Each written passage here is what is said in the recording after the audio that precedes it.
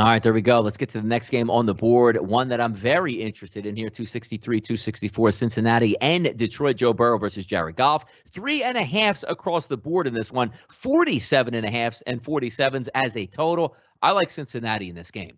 And it's not to say that, Cincinnati hasn't really been overpowering just yet. They're beating the teams they're supposed to, but yet not beating teams like the Green Bay Packers, where to be the next level football team, you got to win that game at home. Nice win opening day against the Minnesota Vikings. I thought that was a good game. They had to come back up off the turf to beat the Jacksonville Jaguars. But when I look at this game overall, it's not so much to me, Kyle, about what Cincinnati can do. It's what Detroit's defense can't do, and that's stop wide receivers. So if I'm going to look at this football game in a dome, so maybe your kicker won't have the wind swirling and doing high fives when the ball's about to split the uprights and takes a left turn at the last minute. Maybe those 57-yarders and 50-yarders will go through the uprights. But even though you did get a little bit of bad information today, or should I say bad injury information, that Joe Mixon didn't practice today after practicing yesterday, we'll see what happens on Friday. You still should be able to do whatever you want against that Detroit team. So for myself, I did play already the team total over for the Cincinnati Bengals at 24 points at -145 at Caesars here. I think they win this football game. I think they will be in the 20s.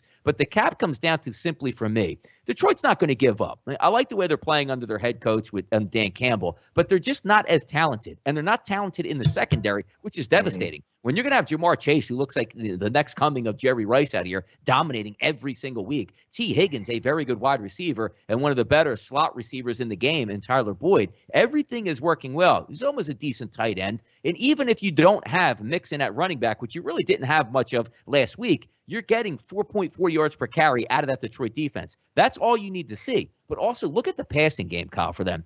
9.3 yards, not per completion, per pass attempt you're getting versus the Detroit secondary. Obviously, you're not going to have to worry about any conditions here. I think Joe Burrow has a great football game on offense. I would like to get a running mate out of Detroit. I need them to be around that 17 points to 20-point number, which would be fantastic. But there's no reason to believe for me, A, that Cincinnati goes in and beats Detroit, and B, scores enough points to hit their team total, which sits at 24. So anything above that will get the victory. I just like the look of that offense, and I think they could score points here against a very, very bad defense here in the Detroit Lions. Yeah, I'm with you here, and I don't really want to take a side in this game. Like, there's no way I want to trust Detroit. I don't like the Bengals as much on the road. We saw them sort of, when they went to Chicago playing another bad team on the road. It wasn't as well. Now, again, Chicago's a tougher place to play than Detroit. Obviously, we have the dome. There's no weather. Oh, yeah, Chicago, even though their defense isn't the monsters of the Midway anymore, they're certainly better than Detroit, who is probably the worst defense in the league. Right up there with the Jacksonvilles and the Chiefs and God, I guess Washington as well, which is kind of shocking to say with all that talent.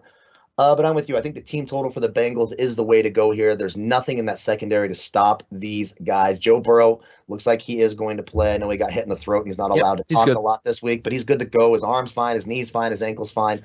That Lions defense can't do anything. I wanted to take a lower team total on Detroit, but I'm not getting trapped into that anymore. They just cannot score in the red zone. Jared Goff is so putrid in the red zone. I mean, if he can, whatever the bet is for the Lions to get a turnover, over a half turnover, 1.5 turnovers, you may as well jump on that because they are so lost. Dan Campbell, a real rah-rah guy, they're going to try. But they don't know what the hell they're doing. I mean, it's just when you rewatch the game, you're like, what the hell is going on? What is this play call? What the hell is Jared Goff doing? And Cephas got injured. Like, they're one good wide out, too. Yeah, Quintez Cephas is gone. So it's Bengals or bust here. If you're taking a side, I would take the Bengals, and I agree with you. I like that Bengals team total over. I'm seeing 23.5 -160, 24.5 -125. I agree. Over 24 points for the Bengals this week.